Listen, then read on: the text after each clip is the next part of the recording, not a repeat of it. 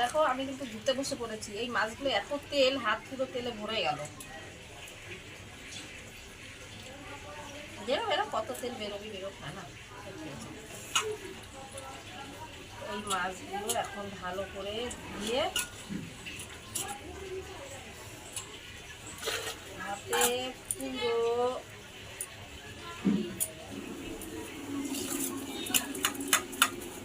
এইরকম করে নিলে না চুনো মাছের ধোয়াটা খুব সুন্দর হয়। লবণ দিয়ে তারপরে আমি এরকম করে খুঁজতে ভালো করে ধুয়ে নেব।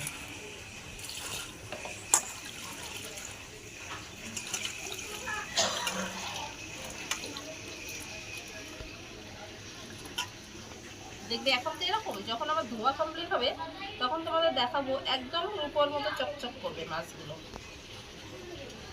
এখন তো তেল মেল বেরোচ্ছে, আস্তে মাস্তে বেরোচ্ছে, ঠিক আছে, এখন কেমন গন্ধ গন্ধ লাগছে, কিন্তু যখন আমার পুরো কমপ্লিট হয়ে যাবে ধোয়া তখন দেখবে এত সুন্দর লাগছে মাছগুলো, খুব ভালো লাগবে। সবসময় চুনো মাছ এইভাবে যত পারবে ধোবে, যতক্ষণ না পরিষ্কার জল বেরোচ্ছে ততক্ষণ এইভাবে ধোবে, দেখবে মাছের টেস্ট আলাদা হয়ে যাবে আর মাছগুলো দেখতে এত সুন্দর লাগবে কি বলবো আর।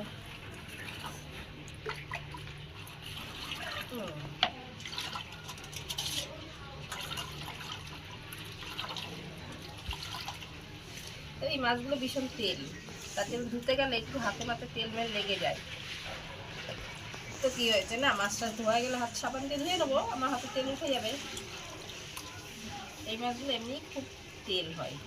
এগুলো অনেকে মায়া মাছ বলে, অনেকে মরলা মাছ বলে, আমি দুটোই বলি, মায়া মরলা সব বলি।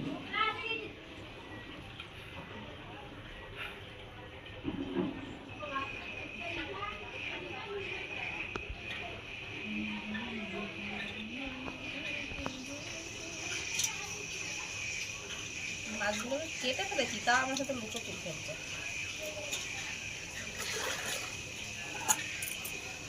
দেখেছো অনেকটা পরিষ্কার হয়ে গেছে, আরো পরিষ্কার হয়ে যাবে।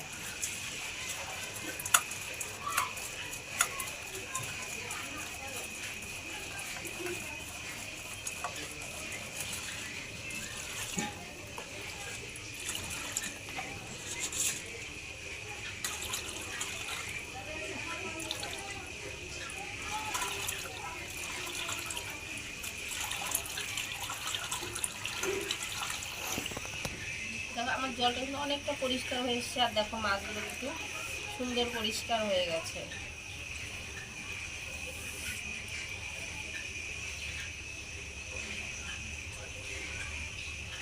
কাটার আগে মনে হচ্ছিল কতগুলো মাছ, কিন্তু কেটেছি যেই অর্ধেক হয়ে গেল।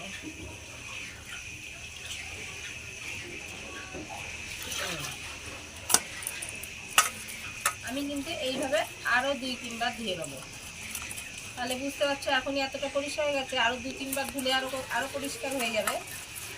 তো মাছ এমনই জিনিস, মাছ যত ধোবে তত টেস্ট বাড়বে।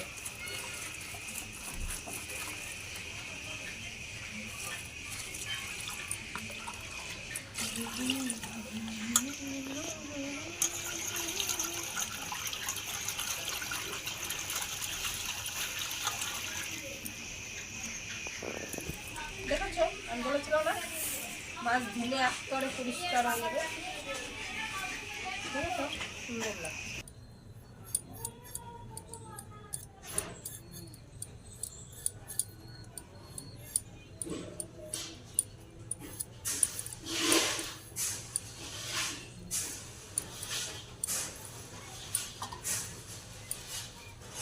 আলু আনতে হবে, আলু তো শেষ হয়ে গেছে।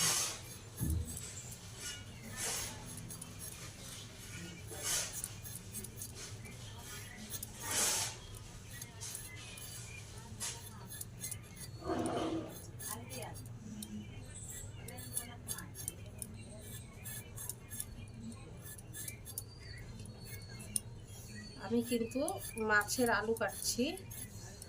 আমি আজকে চুনো মাছের চচ্চড়ি করব আর লাউ দিয়ে ডাল করব। আজকে লাউ ডাল আর মাছের চচ্চড়ি করব। তার মধ্যে পটল দেবো, বেগুন দেবো, বেশি কিছু দেবো না। পটল আমার ভালো লাগে খুব।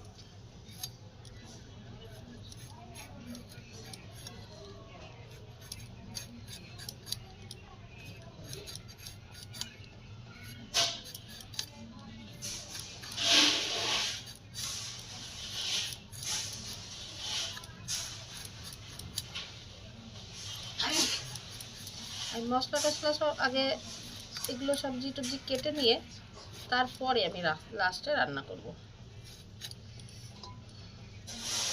ভাত রান্না হয়ে গেছে, এখন উনুনে ডাল বসিয়ে দেবো, আর এখন উনুনে তরকারি বসিয়ে দেবো, হয়ে যাবে।